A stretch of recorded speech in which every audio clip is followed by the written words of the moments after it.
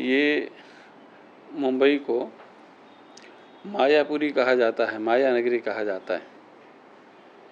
यहाँ पर महामाया, माँ भगवती, महालक्ष्मी, मुंबा मैया विराजमान हैं। ये अर्थ की तो नगरी है, लेकिन हम सोचते हैं अर्थ के साथ में अध्यात्म की नगरी भी बने। कभी कभी अति संपत्ति विपत्ति का कारण बन जाती है और बिना संपत्ति के काम भी नहीं बनता है। हम चाहते हैं कि जीवन में संपत्ति भी हो, धन भी हो, वैभव भी हो, ऐश्वर्य भी हो, लेकिन मन में शांति भी हो। तो अशांतस्य कुतः सुखम, सुख का सुख ही तब मिलता है जब हमारे जीवन में शांति होती है। इसीलिए इस मायापुरी मुंबई में हमारा चातुर्मास व्यतीत हुआ। अब चातुर्मास के बाद में यहाँ पर 1.25 करोड़ माँ भगवती के बीज मंत्रों की आहुतियाँ दी जाएंगी। बीज मंत्र भगवती का साक्षात रूप माने जाते हैं और बीज मंत्रों का इतना महत्व है कि आप क्या प्राप्त करना चाहते हैं, आप क्या बनना चाहते हैं, आप की क्या इच्छा है, ऐसी कौन सी इच्छा है, कौन सी कामना है, ऐसा कौन सा संकट है जिसको भगवती दूर ना करें और ऐसी कौन सी कामना है जिसको जीव में प्राप्त ना कर सके, लोग प्राप्त ना कर सकें।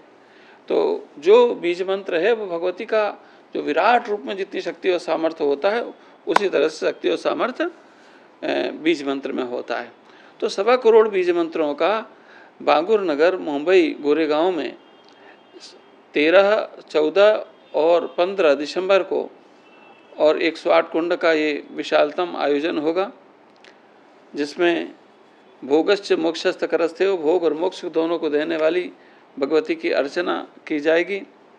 साथ ही साथ में मुंबई की इस पुण्यधरा में जब हम आए तो यहाँ पर वातावरण राजनीति से सराबोर था। यद्यपि हम लोग पर पार्टी निरपेक्ष भाव रखते हैं, लेकिन हम भी एक सनातन धर्म के धर्माचार्य होने के नाते हमारी भी अपनी कुछ जिम्मेवारी हैं सनातन धर्म के प्रति, इस राष्ट्र के प्रति और संपूर्ण समाज के प्रति। हमारे यहाँ पर इस भगवे रंग को बड़ी श्रद्धा से देखा जाता है, भाव से देखा जाता है। यह रंग समाज के लिए अपना त्याग करता है और जब कोई एक व्यक्ति जो कांग्रेस के अध्यक्ष हैं खड़गे जी, वो इस भगवे के लिए टिप्पणी करते हैं और भगवे के लिए टिप्पणी कोई कांग्रेस की ओर से पहली बार नहीं की गई है। अनेकानेक बार जो त्याग, संयम, आध्यात्मिक चेतना का स्वरूप जो भगवा रंग रहा है उसको अपमानित करने का काम किया है। खड़गे जी ने भी वही किया। उन्होंने कहा, भगवे रंग पर टिप्पणी की कि भगवे रंग को उतार करके और राजनीति करें। मुझे समझ में नहीं आता कि राजनीति अपनी जगह में है, राजनीति के लिए बहुत सारे विषय हैं। क्या एक भगवा रंग का ही विरोध किया जाएगा? क्या सनातन का ही विरोध किया जाएगा? क्या भारतीय हमारी सनातन आध्यात्मिक चेतना जो विश्व का कल्याण हो कहती है, हम ही हैं जो विश्व का कल्याण की कामना करते हैं, हम ही हैं, हमारे वेद शास्त्र हैं जो कहते हैं उदार चरितानाम वसुधैव कुटुंबकम, कि सारा विश्व वसुधा हमारा परिवार है और सबके कल्याण की कामना, सर्वे भवन्तु सुखिनः सर्वे सन्तु निरामया की भावना हमारे द्वारा ही प्रकट की जाती है। जब इतनी उदात्त चेतना हम समाज के लिए समर्पित करते हैं तो फिर इस त्याग संयम के इस भगवे पर क्यों आपत्ति लोगों को रहती है? हमारे लिए बड़ा ये चिंतन का विषय है। जहाँ एक तरफ एक वर्ग विशेष है। पूरे विश्व के अंदर में देख लीजिए, एक वो संस्कृति है जो आतंकवाद का सृजन कर रही है, आतंकवाद को जन्म दे रही है। एक संस्कृति वो है जो आतंकवाद का पोषण कर रही है। उनके बीच में हम पुरातन काल से देख लीजिए, चाहे वो आतंकवाद का सृजन करने वाली इस्लामिक सत्ता हो, चाहे क्रिश्चियनिटी जो आतंकवाद का पोषण करने वाली हो, हमने दोनों को गले से लगाया, लेकिन परिणाम हमें क्या मिला? हमारे गले काटे गए। तलवार के बल पे धर्म का परिवर्तन करवाया गया, और इन सब छद्म बातों के साथ साथ में हमारे सनातन धर्म को चोट पहुंचाई गई, हमारी आस्था को चोट पहुंचाई गई। हमारे मठ मंदिर देवालय उनको सबको तिरोहित किया गया। और एक बड़ी घटना वर्तमान में देखने को मिली, जहाँ पर तिरुपति बालाजी का जो मंदिर है, उस तिरुपति बालाजी के मंदिर में गोमांस यदि धोखा से भी किसी के जीवा में चला जाए तो उसका कोई प्रायश्चित नहीं है। बाकी सबका प्रायश्चित है, लेकिन गोमांस यदि कोई ग्रहण कर ले तो इतना बड़ा महापाप हो जाता है, इतना बड़ा महापातक स्वरूप हो जाता है, उसका कोई प्रायश्चित नहीं है। और तिरुपति बालाजी जैसे धर्मालय में, मंदिर में, विश्व का सबसे बड़ा प्रतिष्ठित आस्था का केंद्र, सनातन धर्म के सबसे बड़ी आस्था का केंद्र जो तिरुपति बालाजी का मंदिर है, वहाँ पर गोमांस, गोचर्बी, मछली का तेल मिला करके और प्रसाद के रूप में और वहाँ पर बालाजी को चढ़ा करके लोगों को बांटा गया। आप समझ जाइए, वहाँ पर जगन मोहन रेड्डी का शासन था उस समय। जगन मोहन रेड्डी ने खुल करके ईसाइयत का प्रचार और प्रसार किया, पूरा संसाधन अपने लगाए, और जो लोग ईसाई नहीं बन पाए उनको धर्म से कैसे भ्रष्ट किया जाए, इसके लिए उन्होंने गोमांस, गोचर्बी मिला करके और सनातन धर्मियों की आस्था पर, आस्था ही नहीं, ध्यान रखिएगा, धर्म पर चोट पहुंचाई है। हमारा धन चला जाए दोबारा आ जाएगा, हमारा पद चला जाए दोबारा आ जाएगा, लेकिन विचार किया जाए, यदि एक बार धर्म चला जाए तो फिर वह दोबारा नहीं आ सकता। आपने हमारे धर्म पर चोट पहुंचाई है, और इसमें सभी राजनीतिक दल के लोग, चाहे जो हिंदुत्ववादी संगठन हैं, चाहे वो आरएसएस हो, विश्व हिंदू परिषद के लोग हों, वो लोग शांत क्यों बैठे हैं? भारतीय जनता पार्टी के लोग शांत क्यों बैठे हैं?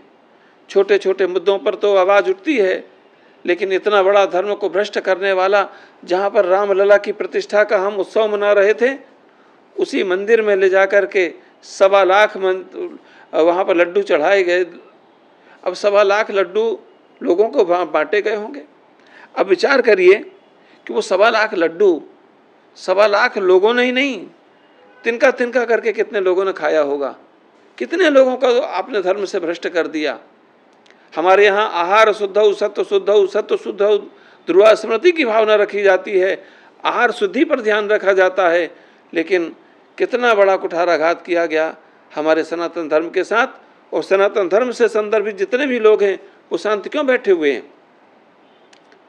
विचार किया जाए, भारतीय जनता पार्टी की केंद्र में सरकार, और वहाँ पर तिरुपति बालाजी का मंदिर में एक ईसाई व्यक्ति को वहाँ का चेयरपर्सन बना दिया जाता है जगन मोहन रेड्डी की तरफ से। कोई आवाज़ क्यों नहीं उठाता?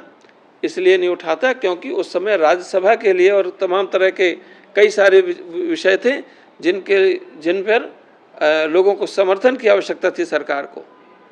तो थोड़े से समर्थन के लिए हमारे सनातन धर्म के देवालय हैं उनको भ्रष्ट किया गया, हमारे धर्म के मानने वाले लोगों को भ्रष्ट किया गया, धर्म से विरत किया गया।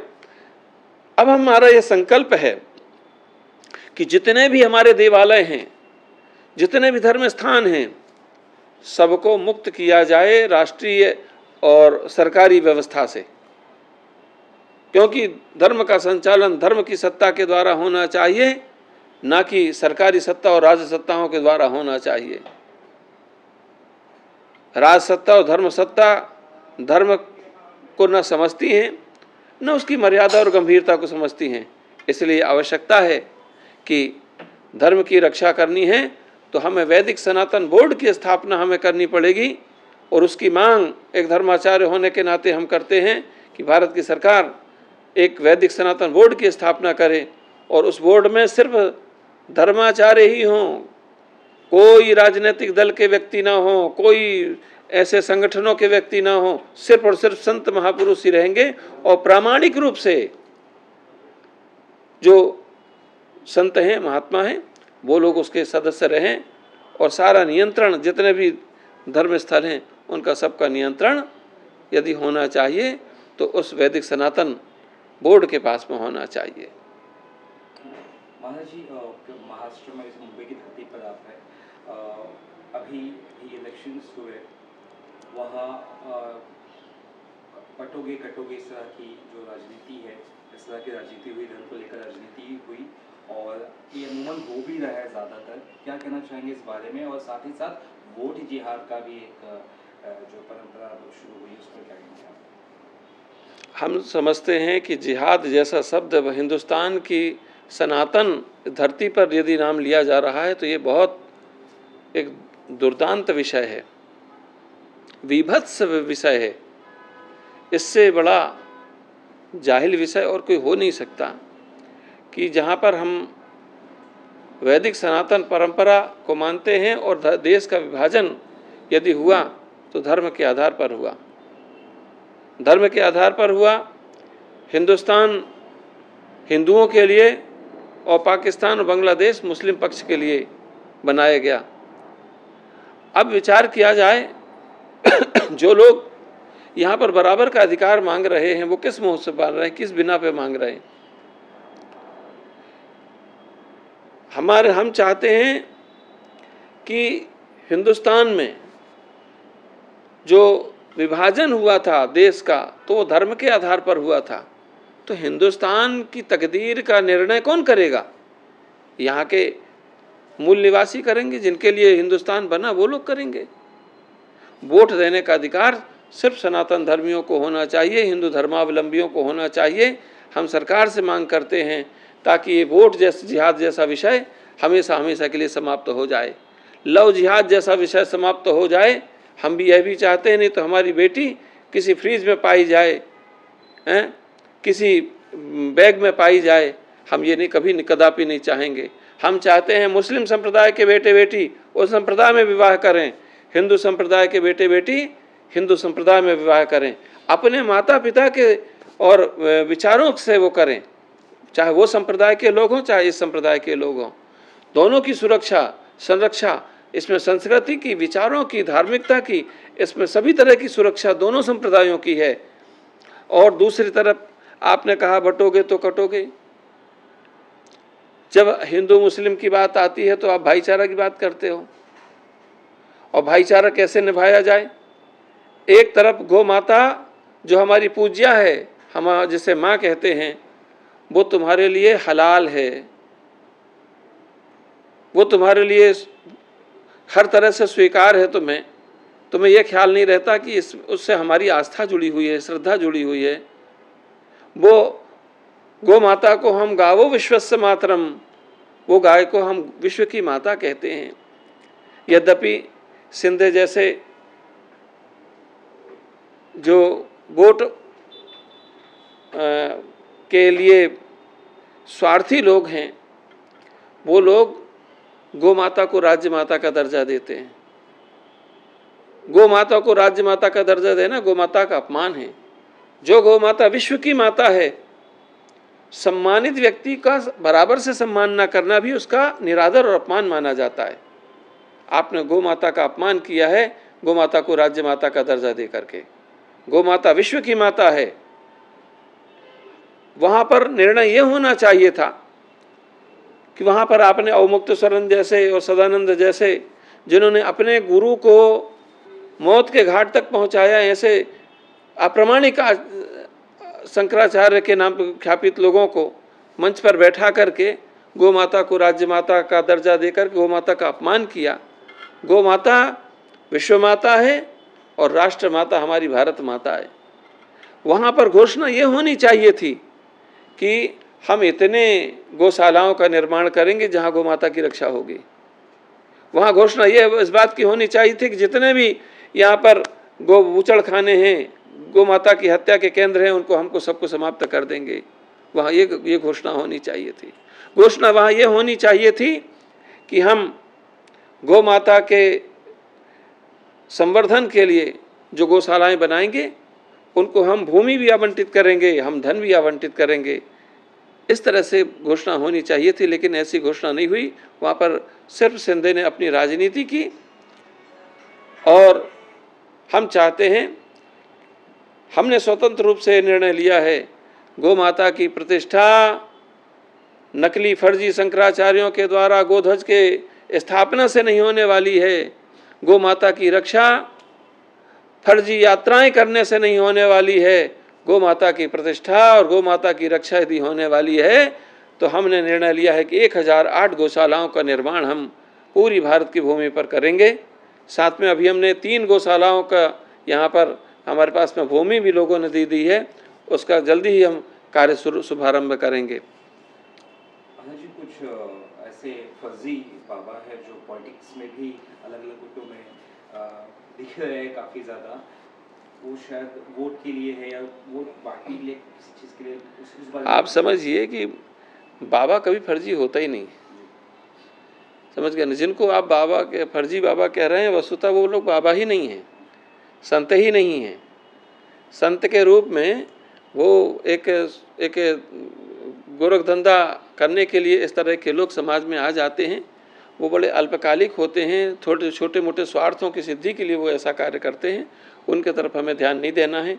हमें तो उनके तरफ ध्यान देना है जो सनातन धर्म के लिए और राष्ट्र के लिए, समाज के प्रत्येक व्यक्ति के लिए, और मैं तो समाज क्या विश्व के संपूर्ण जगत के कल्याण के लिए जो कार्य कर रहे हैं, सबके अभ्युदय के लिए बात कर रहे हैं, हमें उनकी चर्चा करनी चाहिए। गुरुजी, लोकसभा चुनाव की बात करें या महाराष्ट्र विधानसभा चुनाव की बात करें, एक समुदाय जो खुलकर विपक्ष को अपील करता है, अपने लोगों के वोटर को अपील करता है कि कांग्रेस को वोट दे या शिवसेना उद्धव को वोट दे, लेकिन हिंदुत्व एक नहीं हो रहा है। हिंदुत्व को अलग अलग हिस्सों में बांट दिया गया है। उसी का परिणाम तो कहा गया कि बटोगे तो कटोगे। बात आप समझिए उस चीज़ को। ये वोट जिहाद जो है वो हमने इसीलिए कहा कि वोट देने का अधिकार ही समाप्त कर देना चाहिए। भाई हमारे घर का निर्णय हम करेंगे या हमारे घर का आने वाला मेहमान करेगा? हम तो कुत्तों को भी रोटी डालते हैं। 1947 के बाद में यदि इस हिंदुस्तान में आप हैं तो आप हमारे लिए सिर्फ कुत्तों के समान हैं। आप पड़े रहिए, आपको 2 रोटी डालेंगे। हाँ, भारत की सरकार को चाहिए एक निर्णय करे, और वो निर्णय ये होना चाहिए कि पाकिस्तान में जो हमारे हिंदू भाई हैं, बांग्लादेश में जो हमारे हिंदू भाई हैं, उनको हिंदुस्तान लाया जाए, और जो यहाँ पर तमाम लोग हैं इनको उनको जहाँ चाहते हैं, जिनके अनुसार, उनके धर्म के अनुसार जहाँ पर कानून बने हुए हैं, वहाँ पर उनको निवास मिलाए, वहाँ वो जाएं। आप समझिए कि ये हिंदुस्तान है, हम चाहते हैं कि ये वैदिक सनातन हिंदू राष्ट्र बने, जहाँ पर राम राज्य की संकल्पना हो। सिर्फ हिंदू राष्ट्र नहीं, हम राम राज्य भी चाहते हैं, जहाँ दैहिक दैविक भौतिक तापा राम राज्य का हो नहीं व्यापा।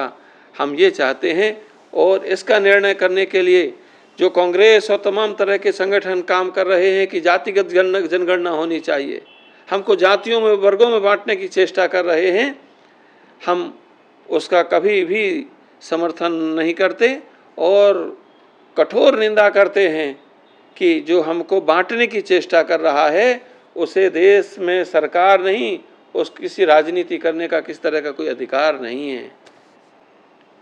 महाराज जी, लॉरेंस बिश्नोई का केस काफ़ी ज़्यादा सुर्खियों में था, हिरन केस को लेकर, सलमान खान के जो हिरन केस को लेकर। इस पूरे केस घटनाक्रम को आप किस तरह से देखते हैं, और इससे कहीं ना कहीं किसी कम्युनिटी का भी नाम खराब हो रहा है? आपको ऐसा ही लगता है ये बहुत ज़्यादा?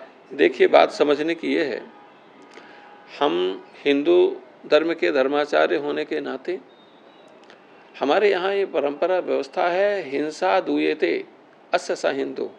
जो हिंसा से दूर रहे वो हिंसा, वही हिंदू है। आप समझिए, एक चींटी को मारने को भी हम पाप और अपराध मानते हैं। आपने एक जीव की हत्या कर दी और निर्मम हत्या कर दी। एक समुदाय विशेष है, एक जाति विशेष है, एक वर्ग विशेष है जिसकी आस्था और उस पशु से लगी हुई है, हरिण से जुड़ी हुई है। आपने उनकी आस्था को चोट पहुंचाया और हिंसा भी की। और जब कानून काम नहीं करता है, न्यायालय अपना जिम्मेदारी नहीं निभा पाती है, आंखों में पट्टी बांध करके और अपने पैसा, पद, प्रतिष्ठा और राजनीतिक वैभव को दिखा करके और वहाँ से आप मुक्त हो जाते हैं, ऐसी परिस्थिति में आप समझिए कि फिर लॉरेंस बिश्नोई जैसे लोग पैदा होकर के फिर वो जिम्मेदारी को निभाते हैं। और हम तो ये भी चाहते हैं कि सनातन धर्म की रक्षा करने के लिए अब हमें आवश्यकता है कि हम 1000 लॉरेंस बिश्नोई पैदा करें। और वो 1000 लॉरेंस बिश्नोई हम ये व्यवस्था हम स्वयं संभाल लेंगे कि 1000 लॉरेंस बिश्नोई हम इस समाज के अंदर में पैदा करेंगे और जो पूरे राष्ट्र की रक्षा के लिए काम आएंगे, जो समाज की रक्षा के लिए काम आएंगे, सनातन धर्म के लिए जो आवाज़ उठाएगा, सनातन धर्म के लिए जो निरादर करेगा, जो हमारे शिवलिंग पर आवाज़ उठाते हैं वो लोग आवाज़ उठाते हैं। जो एक जाहिल आदमी जिसने अपनी बेटी के साथ में कुकर्म किया, जो जाता है तो 72 हूरों के पास में जाकर के नीले घोड़े में बैठ करके जिसका नुपुर शर्मा ने आवाज़ उठाई तो उसको सर तन से जुदा की बात उठाने लगे। ऐसे जाहिल आदमी की ये संतानें, सुअर को भी हम शुद्ध पवित्र मानते हैं, सुअर से भी गंदी ये कौम, जो बटोगे तो कटोगे, ये इस स्थिति पर हमको लाने वाली स्थिति को पैदा करने वाली ये कौम। अब आवश्यकता है ऐसी कौम के लिए हमको 1000 लॉरेंस बिश्नोई जैसे संगठन पैदा करने पड़ेंगे, जो 1000 प्रकार के संगठन चलेंगे और जो हमारे सनातन धर्म की भी रक्षा करेंगे, जो हमारे सनातन धर्म के साथ साथ में हमारे राष्ट्र की भी रक्षा करेंगे। जो इस तरह का प्रश्न उठाएंगे, सनातन धर्म के मजाक बनाने वाले, सनातन धर्म पर उल्टी सीधी फिल्में बनाने वाले, पीकी जैसे फिल्म बनाने वाले लोगों को नकेल कसने का काम ये लॉरेंस बिश्नोई जैसे संगठन करेंगे। जी, आखिर में सवाल ये है कि हमारे जो सिलेबस है, जो पढ़ाई लिखाई करते हैं बच्चे, उनमें ज़्यादातर ऐसे विषय होते हैं जिनकी शायद आज जो देश के बच्चों को ज़रूरत भी नहीं है, वो सब जो चीज़ें आज का। अरे आपने बड़ी अच्छी बात कही। ये हिंदुस्तान, ये वैदिक सनातन धर्म जहाँ से उत्पन्न होकर के सारे विश्व को एक संदेश देने वाला, आज वही वेदों के देश में हम वेदों की शास्त्रों की शिक्षा नहीं दे सकते, अपने ही देश में नहीं दे सकते। हम शास्त्रों की शिक्षा नहीं दे सकते, हम वेदों शास्त्रों की शिक्षा नहीं दे सकते, हम धार्मिक शिक्षा नहीं दे सकते। क्यों नहीं दे सकते? संविधान में धारा 30 है, धारा 30 है।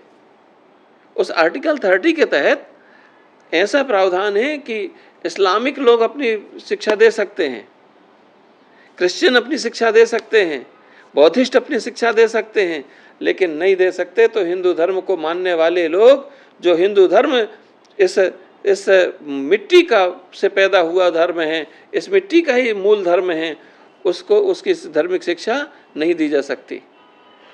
हम तो इसीलिए भी नाराज़ हैं सिंधे से कि उन्होंने एक तो गौ माता का अपमान किया, नकली फर्जी शंकराचार्यों को बुलाया और साथ साथ में उन्होंने एक अपराध और किया। वो काम क्या किया? वो काम उन्होंने ये किया कि मौलानाओं का उन्होंने, जो मदरसे आतंकवाद का केंद्र बने हुए हैं पैदा करने वाले, उनके लिए उन्होंने 4000 5000 उनकी तनख्वाह थी, उसको पता नहीं कितने गुना, 10 गुना 20 गुना कितना बढ़ा दिया है। हम पैसा देते हैं, यहाँ के जो लोग पैसा यहाँ वहाँ से इकट्ठा करके अपनी मेहनत मजदूरी करके इकट्ठा करते हैं, व्यापार करके इकट्ठा करते हैं, टैक्स देते हैं, वो टैक्स का पैसा हम आतंकवाद को निर्माण करने वाले लोगों को दे दें? ये सरकार का निर्णय गलत है। अब जो सरकार चुन करके आएगी, हमारा संघर्ष रहेगा कि इस तरह के निर्णय वापस लिए जाएं। धन्यवाद महाराज जी। और